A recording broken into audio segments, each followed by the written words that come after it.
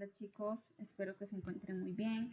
Mi nombre es Lizeth Badilla, soy profesora de Ciencias Naturales. Estoy cursando la carrera en la Universidad Estatal a Distancia y en esta ocasión vamos a ver un video acerca de magnitudes físicas.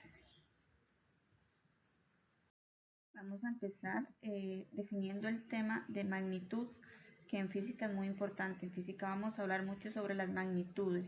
Entonces dice que una magnitud es un atributo físico medible, un atributo de los objetos o de las interacciones entre ellos, o sea, de un objeto en específico o de la relación que hay entre ellos dos, entre ellos tres, entre un grupo de objetos. Dice que tales como las fuerzas, la temperatura, la longitud, la carga eléctrica o muchas otras variables que se pueden presentar entre ellos. Dice que también la magnitud es la cantidad física formada por un número y la unidad de medida respectiva. Ok, eso lo vamos a interpretar de esta manera. Entonces, es la cantidad física formada por un número, como está en este ejemplo. Aquí tenemos otro. Todos estos son números. Y la unidad de medida respectiva. Ok, la unidad de medida que lo acompaña, de lo que estamos hablando. Entonces, ejemplo, en este caso, en el primer ejemplo, estaríamos diciendo que tenemos 0,3 micrómetros, ¿verdad? Ya más adelante vamos a ver de qué se relaciona cada unidad, qué es lo que quiere interpretar. En esta primera sería que estamos hablando de distancia. Esta segunda dice que 3 kilómetros. Ok, nos están dando la cantidad y la unidad para saber de lo que estamos hablando. En esta ocasión estamos diciendo que estamos hablando de kilómetros. Entonces, de igual manera, estamos hablando de distancia, longitud. La tercera son 24 metros sobre segundos. Esta unidad ya es se ve un poquito diferente, pero tiende a ser la misma situación, el mismo ejemplo. Estamos hablando de que, ejemplo, esto lo podemos colocar en un caso de un vehículo o una persona que se desplaza 24 metros sobre segundos. Y por último tenemos 12 joules, que sería 12 la cantidad y la unidad de la que estamos hablando, lo que nos representa. En este caso sería energía, ¿verdad? Luego dice otra característica de la magnitud es que dependiendo de ciertas características, las magnitudes pueden ser de dos tipos, escalares o vectoriales. Se pueden dividir en estos dos casos. Entonces, ya vimos lo que es una magnitud, ¿verdad? Lo que representa. Ahora vamos a ver lo que es un vector. Las características dice que es la representación gráfica de una cantidad vectorial. Es una flecha de largo específico que indica la dirección a la que se dirige el objeto y se puede colocar en un eje cartesiano. Entonces, este concepto vamos a verlo mejor gráficamente, pero ya sabemos que es un vector, ¿verdad? Es una flecha, una línea que nos va a representar una dirección. Esa línea nos va a decir hacia qué lugar, hacia qué dirección, valga la redundancia, está apuntando el vector, está apuntando el desplazamiento o de lo que estemos hablando en cada caso, ¿verdad? De acuerdo, chicos. Antes de continuar con este otro tema o subtema que es la cantidad escalar, vamos a repasar las que hemos visto anteriormente, ¿de acuerdo? Entonces, para no enredarnos, la magnitud es una característica medible de un objeto o la relación entre objetos, una característica que estos posean que se pueda medir de alguna manera. Esta magnitud se divide en escalar o vectorial. Luego, el vector que acabamos de ver, que dijimos que era la línea, la flecha, es una representación de una cantidad vectorial. ¿De acuerdo? En la diapositiva que sigue vamos a comprender por qué el vector solo representa una cantidad vectorial y no una cantidad escalar, como vamos a ver. Bueno, dice que la cantidad escalar es una cantidad física que solo tiene magnitud, ¿de acuerdo? Entonces, por ahí viene el tema que por qué un vector solo representa una cantidad vectorial. ¿Por qué? Porque la cantidad escalar solo tiene magnitud, no posee dirección, no posee mayor característica que la magnitud, o sea, la cantidad que tiene. Solo tiene magnitud. Ve cómo relacionamos términos. La cantidad escalar solo tiene magnitud. ¿Y qué era magnitud? Era la característica medible de un objeto o la interacción entre ellos. Entonces, una cantidad escalar va a ser un simple número que medimos y le colocamos la unidad de qué fue lo que medimos. Ejemplo, si medimos el calor, bueno, vamos a verlo con la tablita que aquí aparece, ¿verdad? Ok, entonces, estamos diciendo ejemplo, veámoslo de esta forma. Si medimos la superficie, que es el primer ejemplo de magnitud, por acá está, la unidad es el metro cuadrado y el símbolo es la m a la 2. Recordemos que estas unidades y estos símbolos rigen con el Sistema Internacional de Medidas, ¿verdad? Esto no podemos inventarlo o ver cuál le va más a cuál medida, no. Esto, cada una es de cada una, la correspondiente. Ok, entonces decíamos que la cantidad escalar era solo la magnitud. Entonces, ejemplo, si yo tengo 200 metros cuadrados de terreno para construir mi casa, estoy hablando de una cantidad escalar. ¿Por qué? Porque solo dije cuánto terreno tengo, cuánta superficie tengo. Después tenemos como ejemplo también el metro cúbico, que el metro cúbico habla del volumen, ejemplo el volumen concentrado en una botella, este, en un sobre, en un tarro, en un cilindro, y se representa con m a la 3. Recordemos que el cúbico es de 3, ¿verdad? Y el cuadrado de 2, el 2 y el 3. La densidad habla sobre la unidad de kilogramo por metro cuadrado. Acá la tenemos representada, kilogramo por metro cuadrado. La velocidad es metro por segundo. Aquí está, metro por segundo. La aceleración es metro por segundo al cuadrado. Estas unidades, estos símbolos, hay que tener mucho cuidado con ellos, ¿verdad? Mucho cuidado saber cuál es el que corresponde cuando hablamos, cuando ejemplo nos dicen aceleración, cuando nos dicen velocidad, porque son dos características que tienden a confundirse mucho. La fuerza, acá la tenemos, nos habla del Newton, acá está el Newton, la N, luego la energía o el trabajo, que su unidad es el julio y se representa con la J, la potencia, que su unidad es el vatio y se representa con la W, como lo de las cajitas de electricidad, ¿verdad? La carga eléctrica, su unidad es el columbio y se representa con la C. Luego ya tenemos unas que no utilizamos tantos, pero igual es buena saberlas, como la intensidad del campo magnético, Newton por columbio, potencial eléctrico, el voltio y resistencia eléctrica, el ohmio. Entonces, quiero que hasta aquí vayamos claros, ¿verdad? Una cantidad escalar solamente es un número acompañado de la unidad, de lo que estamos hablando, de la medida que vamos a representar. Eso es una cantidad escalar. De acuerdo, ahora vamos a contestar la pregunta que hicimos ahorita.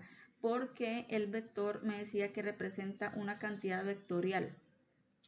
Ok, ya llegamos a cantidad vectorial y lo que me dice es que es una cantidad física que posee magnitud, dirección y sentido.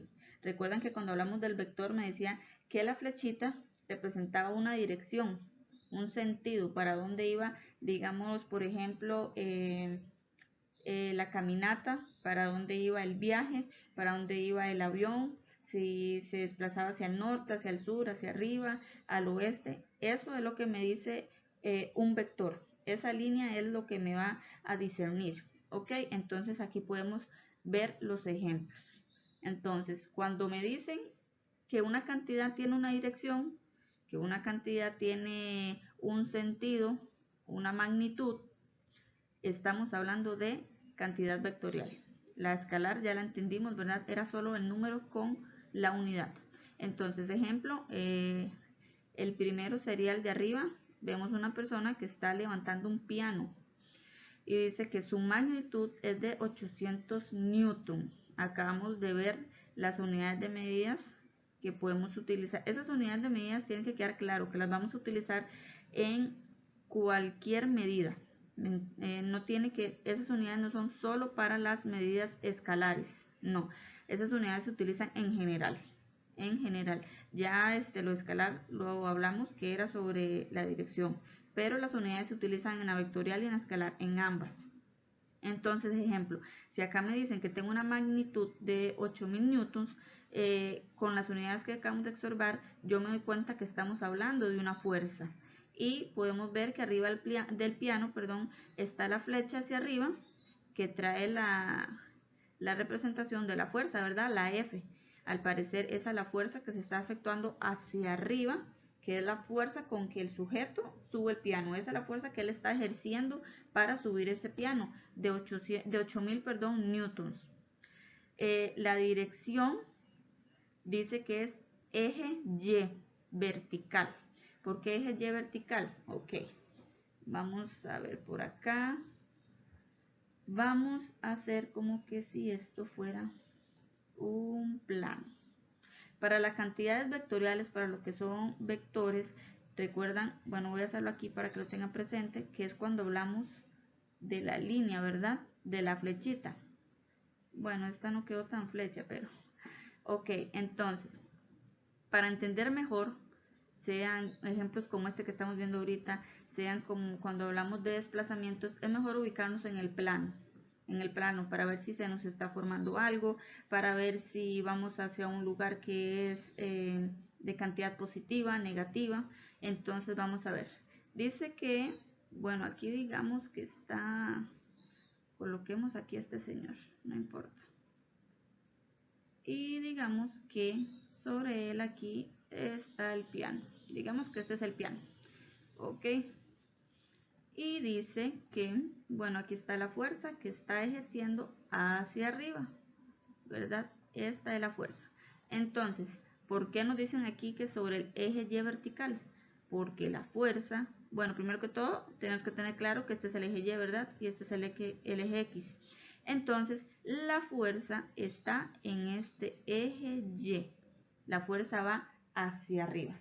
Si viéramos que, si aquí en esta imagen el piano sale hacia este lado, digamos que aquí está el piano, y las manos del Señor salen para acá, empujando, digamos, una fuerza hacia acá, ya no tenemos un eje Y, tenemos un eje X, ¿verdad? ¿Por qué? Porque ya estamos sobre el plano X, haciendo la fuerza para acá. Acá no tenemos que ver, digamos, si el Señor, ¿dónde está? No, tenemos que ver hacia dónde va la fuerza. La fuerza en esta ocasión va hacia arriba, entonces es una dirección en el eje Y.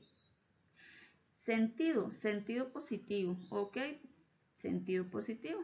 Recordemos que positivo hacia arriba, bueno, aquí es otro plano, positivo hacia la derecha y a la izquierda ya se nos convierte negativo y hacia abajo se nos convierte negativo. El segundo ejemplo dice que este auto se desplaza hacia la izquierda, como podemos observar, hacia la izquierda a 60 kilómetros por hora. Aquí tenemos dos medidas, tenemos desplazamiento, longitud y tenemos tiempo, que son las horas y los kilómetros, ¿verdad? Entonces nos están dando una magnitud que es una rapidez que es de 60 kilómetros por hora. Nos están dando una dirección que es en el eje X horizontal, lo que acabamos de conversar con el ejemplo anterior. En esta ocasión el carro, si aquí hacemos un plano, bueno, vamos a pasar por aquí, un plano, nos estamos dirigiendo sobre el eje X, ¿verdad? Y bueno, ya iba a decirlo antes de leerlo, el sentido negativo, ¿verdad? Va hacia la izquierda, lo podemos ver aquí en este cuadrito que hicimos, bueno, en este ejemplo va hacia la izquierda, va negativo. El tercer ejemplo dice que la motocicleta va hacia la derecha a una rapidez de 60 kilómetros por hora. Entonces, igual la magnitud nos habla de una rapidez. ¿Por qué? Porque podemos observar sus unidades, representan una rapidez.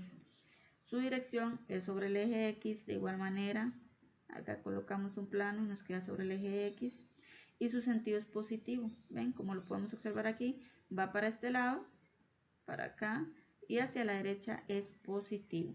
Es muy importante, ejemplo, si ustedes ven los 3 puntos que contiene cada ejemplo, es muy importante saber lo de las unidades. Ejemplo, si yo solo tuviera esta F acá y no me dan esta N, es importante que yo sepa que la fuerza la voy a representar con newtons.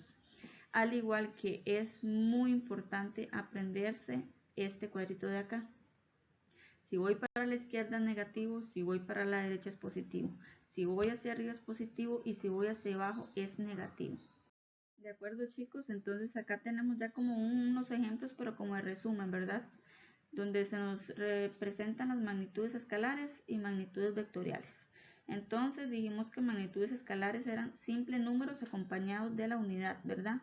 Entonces sería 20, ejemplo, metros. Estamos hablando de distancias. 50 kilómetros por hora. 3 kilogramos. Cuando son características así de básicas son magnitudes escalares. Vamos a contraponerlas con las magnitudes vectoriales, que son los mismos ejemplos, pero vean la diferencia. 20 metros al sureste. ¿De acuerdo? Me están dando una dirección, me están dando ya una especificación de hacia dónde debo ir o hacia dónde fue. 50 kilómetros por hora al sur. Entonces es, ¿verdad? Yo viajo a 50 kilómetros por hora hacia el sur. Ya puedo trazar un vector, ya puedo realizar una operación en un plano cartesiano. 3 kilogramos, 3 kilogramos hacia abajo, ¿de acuerdo?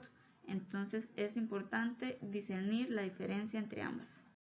Ahora vamos a ver unas características de lo que es la representación gráfica de los vectores. ¿Qué es la representación gráfica de los vectores? Primero que todo, bueno, vamos a colocarlo por acá. Como que me gusta rayar mucho, ¿verdad? Entonces, la representación gráfica de vectores es cuando tengo un plano donde sé que esto es X, donde sé que esto es Y, donde ya sé ubicar que este es el norte, que este es el oeste, que este es el sur y este es el este. Estas características son importantes para saber ubicarnos, ¿verdad? Si nos dan características como las que vimos ahorita de los vectores. Ok, entonces, esto es una representación gráfica. Esto es una gráfica. Entonces, si me dicen que es de vectores la representación, lo que ustedes se van a imaginar es que van a encontrar vectores. ¿Se acuerdan que los vectores eran las líneas, las flechas? Porque indican una dirección, un sentido. Estos son vectores. Todas las líneas, bueno, me fui muy largo. Todas las líneas que pueden imaginar en una gráfica. Entonces vamos a ver algunas características. La primera dice que un vector se representa gráficamente como un segmento de recta. Acá nos da un ejemplo como es PQ, de un punto P, llamado punto inicial o de origen, a otro punto Q, llamado punto terminal o término. Entonces vamos comprendiendo por qué este vector se llama PQ.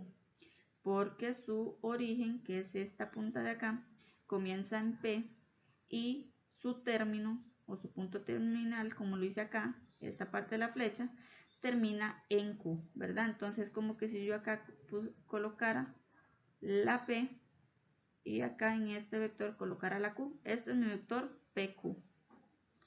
Luego la segunda dice que una punta de flecha en un extremo indica el sentido.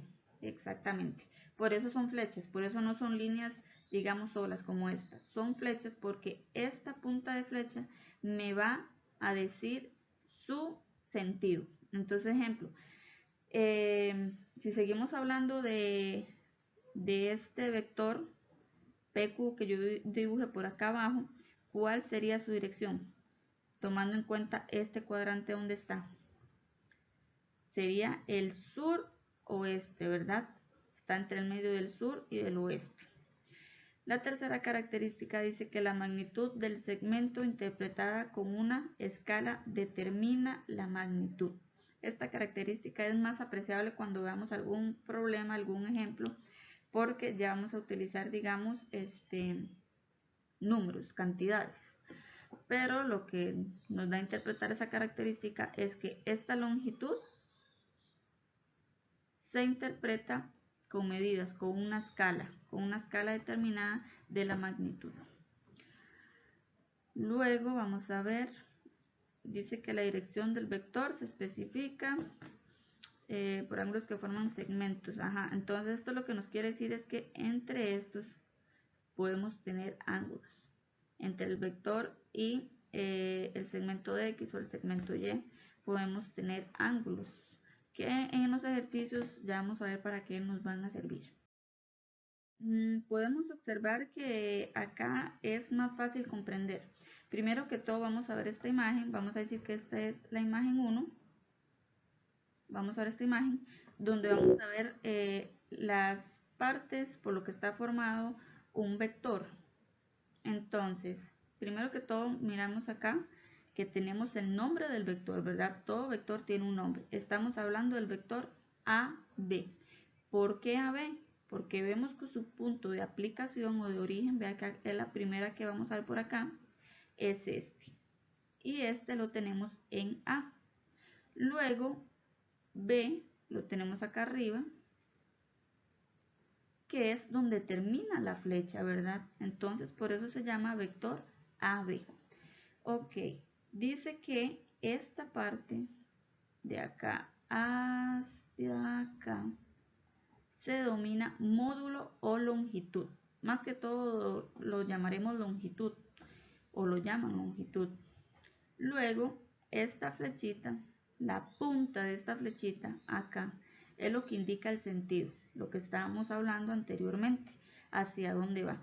Esta línea roja que se traza acá atrás es la, digamos, la sombra hacia dónde va el vector.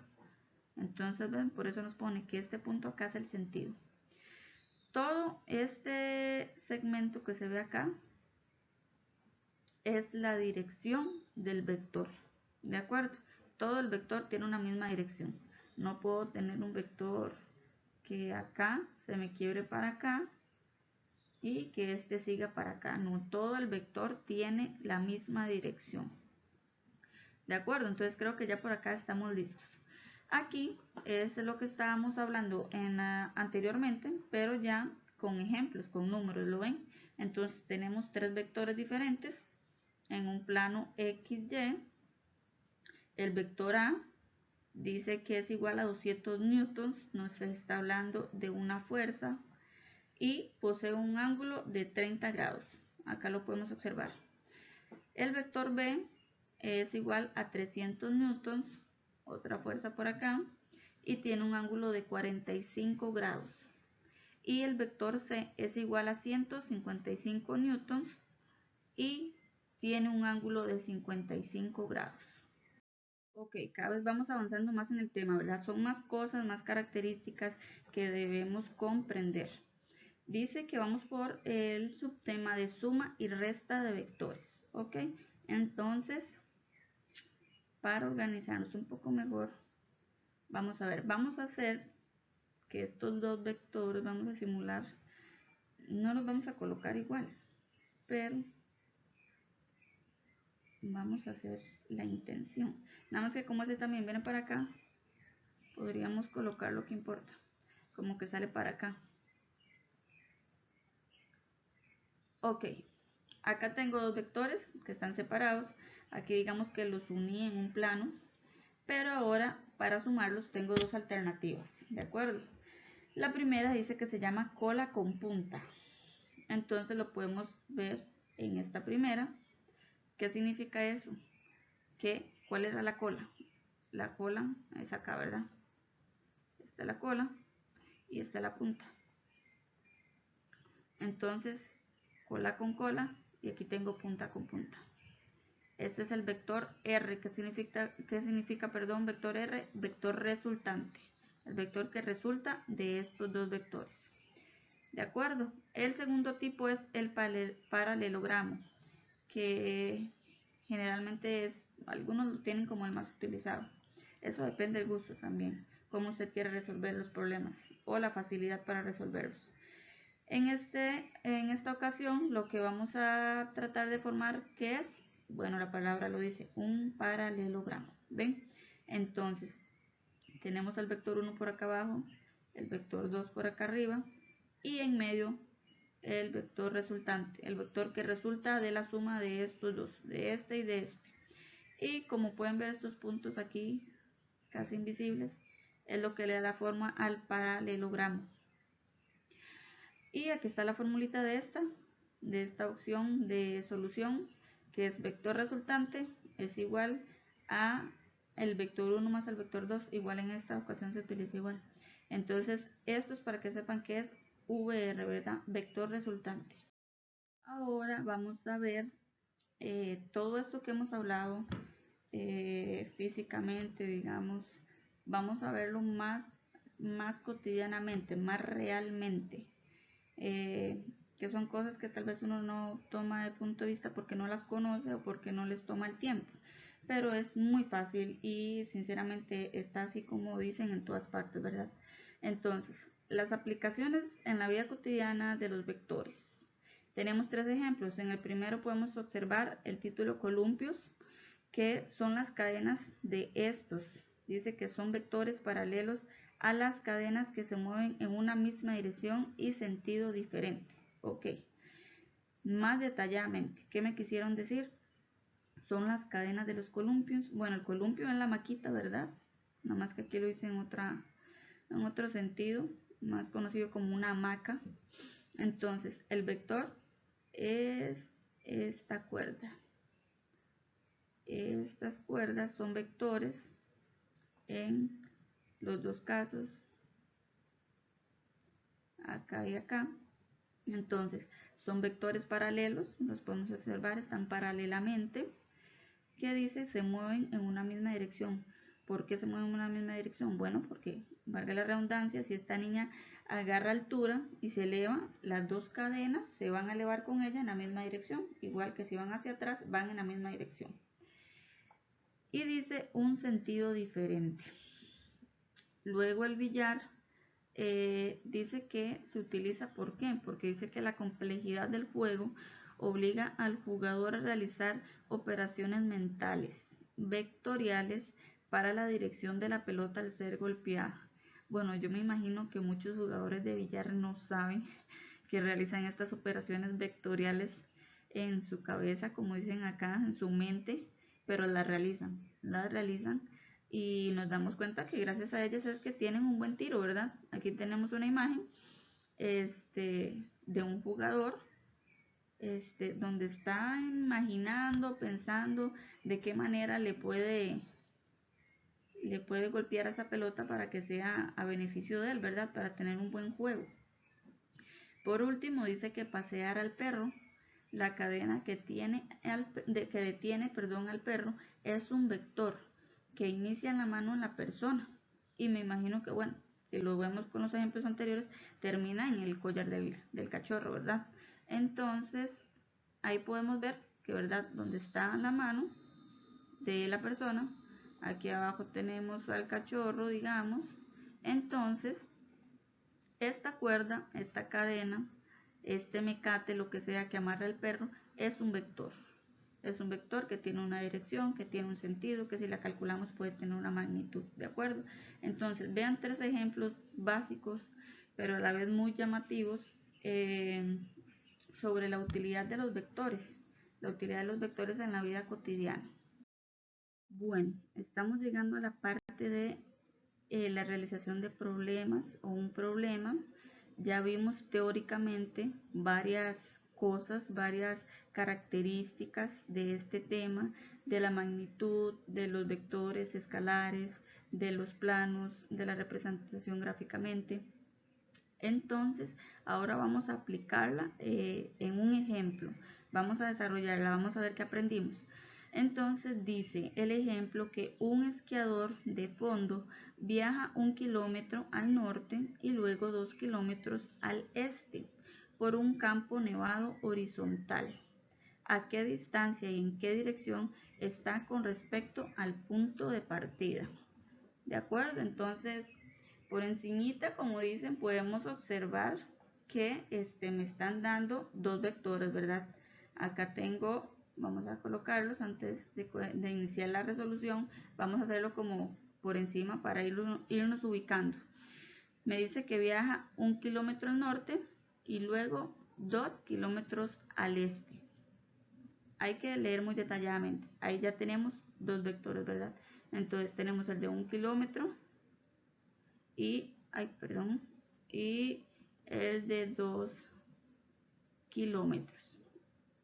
Tenemos que tener algo mucho cuidado. Dice acá que el de 2 kilómetros al este viaja por un campo nevado horizontal. ¿Qué me está queriendo decir? Que este que va al este, el este es para este lado, ¿verdad? Va horizontalmente.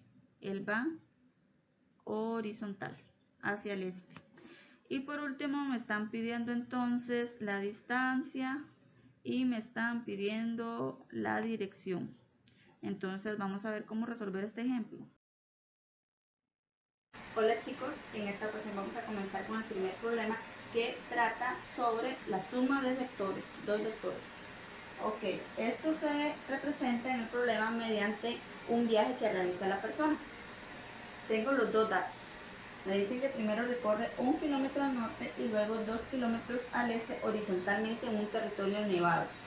Ok, entonces me piden la distancia recorrida y la dirección al final del punto de partida, ¿verdad? En comparación al punto de partida. Ok, primero entonces nos vamos a ubicar en la rosa de los vientos. Vamos a colocar por acá el norte, el oeste, el sur y el este. Dice que se desplaza 1 kilómetro al norte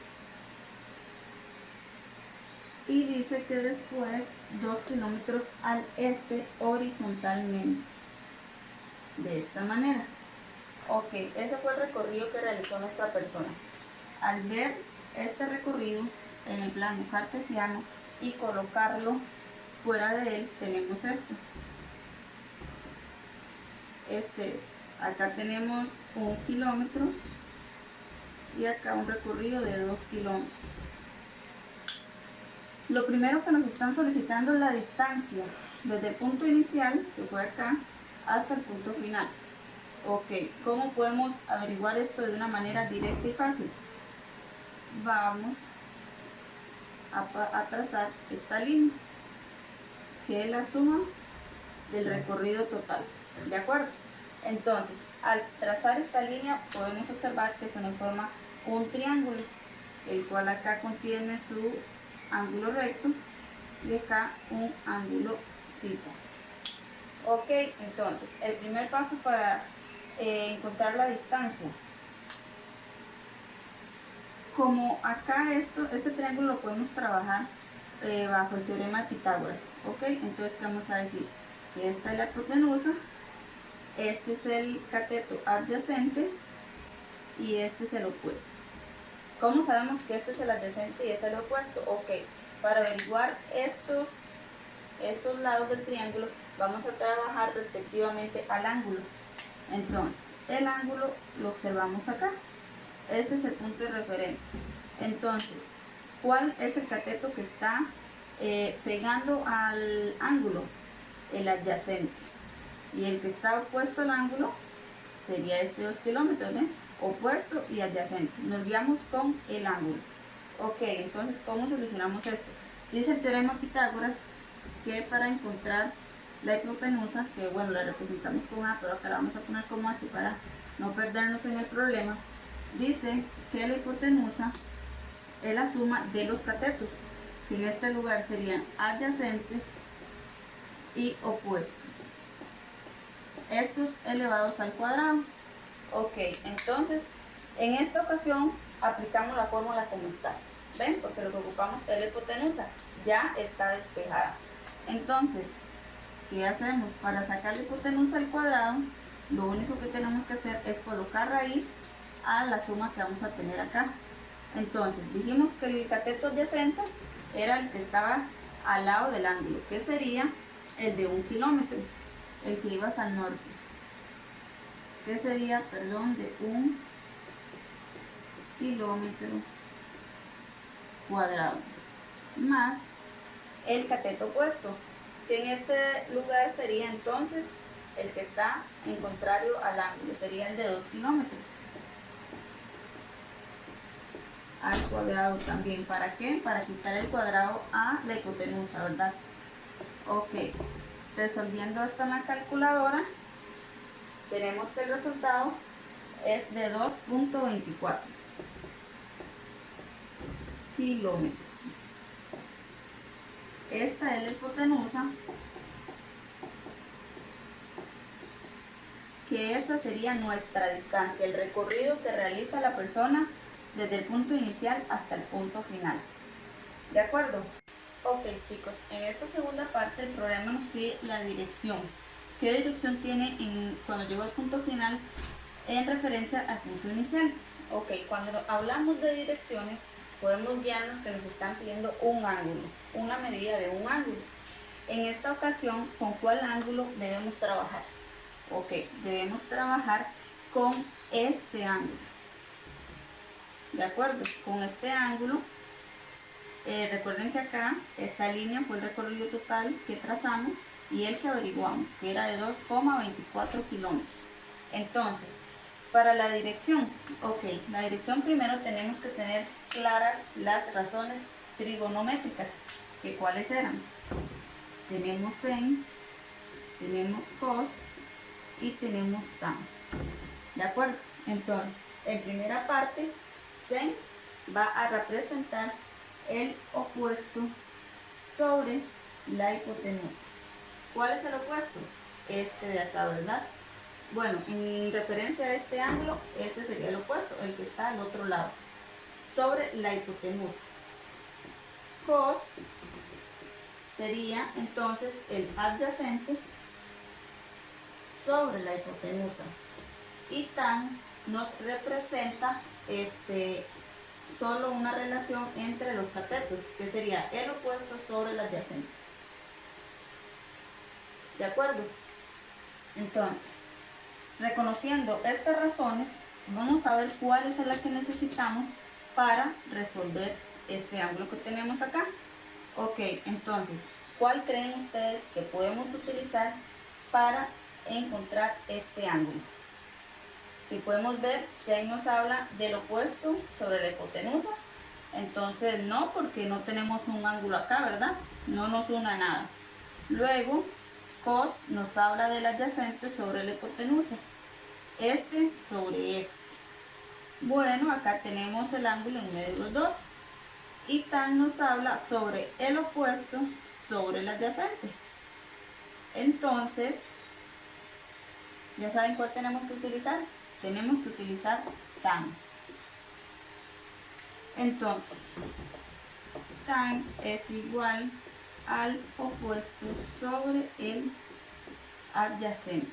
¿De acuerdo? Entonces, de esta manera, vamos a tomar por aquí este borrador. Vamos a colocar. Sustituimos. El opuesto tiene 2 kilómetros. Y el adyacente tiene 1 kilómetro. Perdón. Ok. Colocando esto en la calculadora o a simple vista, ¿verdad?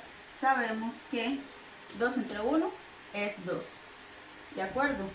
Acá apenas localizamos esta razón. Nos falta averiguar en sí el ángulo. Entonces, ¿qué debemos aplicar ahora? ¿Cuál es la opuesta de la razón trigonométrica de tangente? ¿De acuerdo? Entonces, tenemos que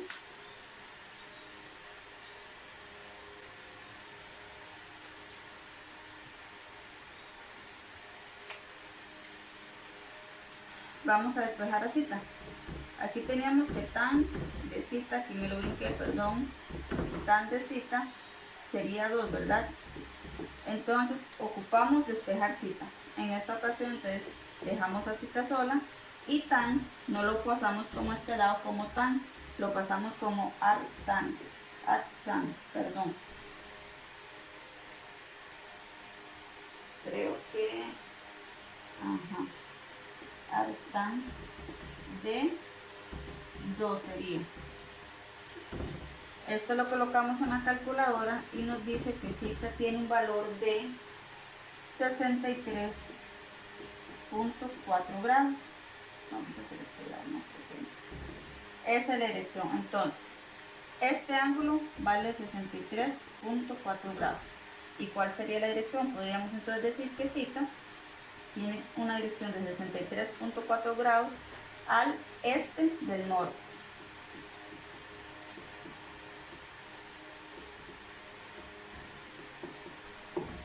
Y esas serían las dos respuestas